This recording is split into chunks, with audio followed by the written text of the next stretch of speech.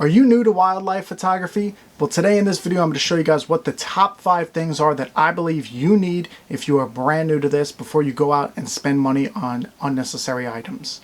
How you guys doing? For anybody that doesn't know me, my name is Johnny Langton. I'm a photographer from Long Island, New York. I've been doing photography for about 6 years now, and trust me, I've made a lot of mistakes along the way. I've spent a lot of money on things that I never needed.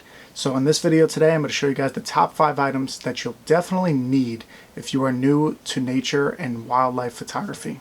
Now this is going to sound pretty obvious, but the first item is a camera. And I would highly recommend that you guys go out and get yourself a mirrorless camera. There's plenty of older ones now that have been out for maybe 3-4 years that are not too expensive, but I would highly recommend that you get a mirrorless camera for many different reasons. One of them being that you have the electronic viewfinder on it, so you can see exactly what your image is going to look like before you even take it. This is something that you cannot do if you are shooting on a regular DSLR camera. Another pro to having a mirrorless camera would be the ISO performance. So if you're trying to shoot wildlife, a lot of times you're shooting before the sun comes up or after the sun sets when light is really poor. So a good thing to have is a camera that can control its ISO very well and do well in low light and not have too much grain in the image. Another reason that you might want to have a mirrorless camera is because they usually have higher frame rates than a regular camera. And if you're shooting wildlife, you're going to be taking as many photos as possible. So if a bird flies by, you might want to get 20 pictures of it because you have a higher chance of one of them being in focus. If you only take 2 to 3 images of it, chances are you might get all 3 of those blurry images and then you're out of luck. So if you have a camera with higher frame rate, I know a lot of these mirrorless cameras nowadays have silent shutter mode, which allows you to take a ridiculous amount of photos in a short span of time. That's what I use on my Canon EOS R. I use the silent shutter mode. It first of all is quiet so that it won't scare away the birds or other wildlife, and it's also very helpful because it takes many photos very quickly. Also, these new mirrorless cameras nowadays have very good autofocus on them, so I would definitely look into getting one of these. I know some of them, not the one that I use, but there is plenty of mirrorless cameras nowadays that have eye autofocus on animals. Now this is not something that mine has. Mine only focuses on the eye for people, but this is very useful if you can find one of those cameras and you have it in your budget where you can afford it. My number 2 item on my list of things that I think you must have would have to be a lens. So you have a camera already, now you need a good lens. And there's plenty of good lenses out there that are affordable. I know you've probably seen most of these YouTubers using a 600mm f4 or 500mm f4, and you understand that those lenses could be, upwards to like $13,000 brand new or something like that, maybe even more. I'm not exactly sure because it's way out of my budget and I don't even look to get one of those at the moment. So the lens that I use is a Sigma 150 to 600 lens. This is an affordable lens. This is less than $1,000 US,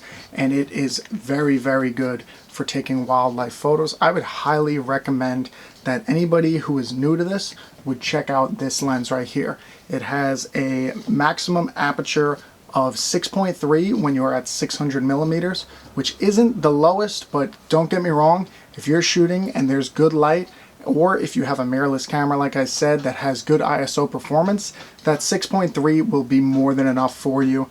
You just need to know when you can shoot things and when you're just like really pushing it and you're not going to be able to get the best photo.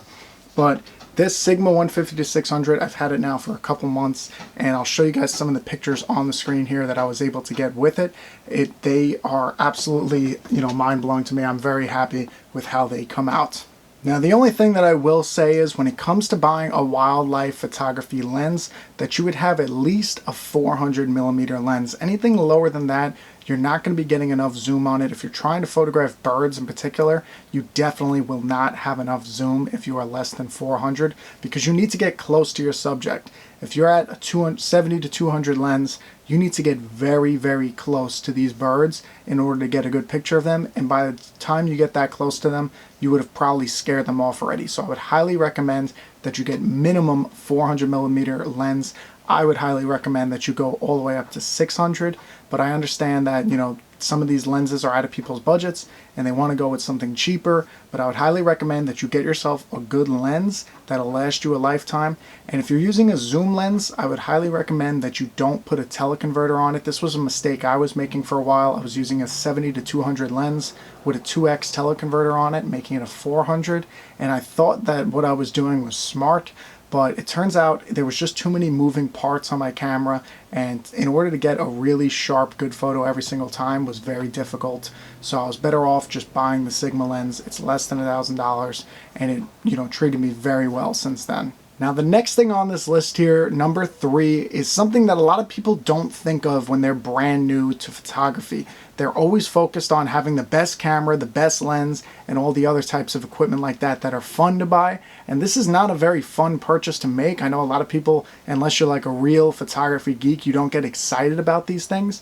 But I would highly recommend that the next thing that you would buy after having a good camera and a good lens would be to get good SD cards as well as a good hard drive for your computer, so that it makes your life a lot easier and it actually saves you a lot of time. Now, I was doing this, I've been doing photography for 6 years now, and I didn't have a fast hard drive until just recently. And the amount of time that I just wasted by sitting around and waiting for my pictures to go into the computer, it took, days off of my life for how long it took some of these pictures and videos especially to go into the computer. So since I bought a good SSD hard drive, I would highly recommend that you guys look into getting a good SSD. I'll have mine linked in the description box below so you guys can check that out. I got it on Amazon.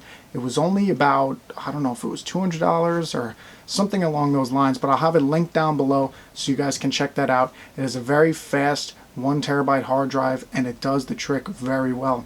Now, when you are taking wildlife photos, chances are you'll come back from a shoot and you'll have 1,000 photos, 1,500 photos. I don't know how long you're going to be out shooting for, but this is numbers that are pretty common when you're shooting wildlife, especially with a high frame rate camera. You're going to need a good SSD so that the photos will go into your computer quicker. This also is the SD card portion of it. So the card that goes into your camera, you're going to want a fast one of those as well. You're going to want a fast read speed and a fast write speed. So when it comes to the read speed, that is going to be for when you are taking the photos and putting them into the computer. When it comes to the write speed, that's going to be when you're putting them into the computer. You save time and that does it quicker. And then when it comes to the read speed, if you're trying to shoot 4K video, or if you're using a camera that can take up to 20 photos a second, you're going to need a SD card with a very good read speed, or else your camera will freeze and be buffering and trying to load all those images that you just took, and you might actually miss a moment where a bird or a different animal is doing something very interesting and your camera is going to be buffering and you won't even be able to take a photo of it. Now, the fourth most important thing that I would highly recommend that you go out and buy if you are new to wildlife photography would be a very good tripod. Now, spend the money on this, get one that will last you a lifetime. There's no reason to go cheap with this because you're just going to keep buying worse and worse ones. And this was a problem that I made for many, many years. I bought a tripod that I think I had the first one that came with my first ever camera, so that you can imagine how cheap that was if it came with the camera. Then I bought another one for maybe like 60 bucks, complete waste of money because it's not as good. And then, now I have a much better one, which is a lot more expensive than those. But I know there's a lot of controversy between having a ball head or a gimbal head for when it comes to wildlife. Now, this is all based off of your budget. Just make sure that you have one that has good legs and is not going to, drop your camera on the ground, and also can handle the wind well because you're going to be out shooting in different conditions. So you're going to want a stable tripod first. But if thinking of whether you want a ball head one or a gimbal one, that's highly up to what your budget is. So I'll have a couple of them linked down below in the description. Look into which one fits into your budget. They're all going to be good tripods that I link below.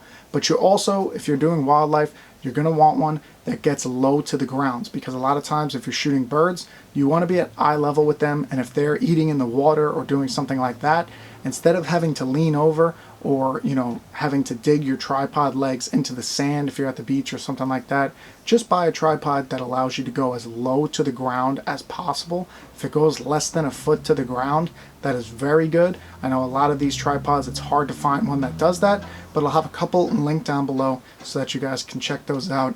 But do not go cheap when it comes to getting a tripod. Now, the last and final item that I would highly recommend if you are new to wildlife photography would be to go out and get yourself some spare batteries for your camera. Now, a lot of people don't think of this, and this is something that you don't have to go out and get right away. That's why I put it as number 5, because you can go out and take plenty of photos with just one battery in your camera.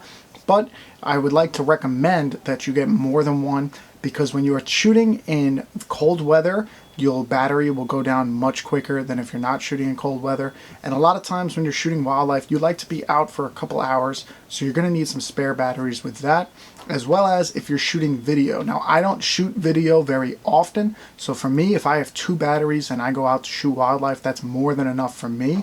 But I would highly recommend that you guys have extras if you're planning on shooting video, because that will drain your battery very quick, especially 4K video, or if you're trying to do high frame rate or something like that. I would highly recommend you have extra batteries with you. So this is just something quick that I wanted to put for number 5. I know there's a lot of things that people probably think, oh, you need a beanbag, whatever those things are called, so that you can put your camera on that. You need camouflage, something like that. These are things that you don't need to get started out with. I just wanted to make a list of, honestly, it could have been the top 4 things, because those 4 things I would say you really need if you're getting into wildlife photography.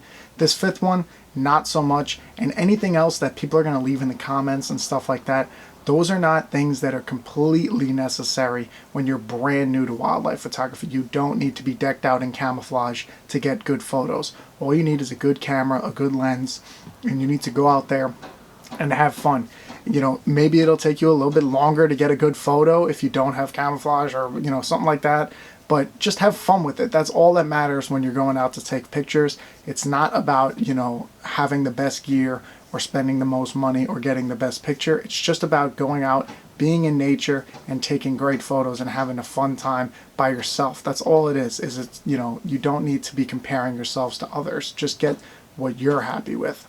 So anyways, I hope you guys enjoyed this video. This was the top 5 things that I think are the most important when you're getting into shooting wildlife and bird photography. If you guys want me to make a video talking about more things that I would recommend you get in the future, if you've been doing photography for maybe a year, 2 years, and you want to invest a little bit more money into this craft, then I'll make another video on that. But I think that this is the most important things. This is all you need to scratch the surface, and go out there and take good photos. You don't need anything more than what I just said. So I hope you guys enjoyed this video. I hope it was helpful for you in a way. Make sure to check the links in the description if you guys are looking to get any of these things. And I appreciate you guys so much for watching. Make sure that you subscribe if you haven't already, and I'll see you guys in the next video.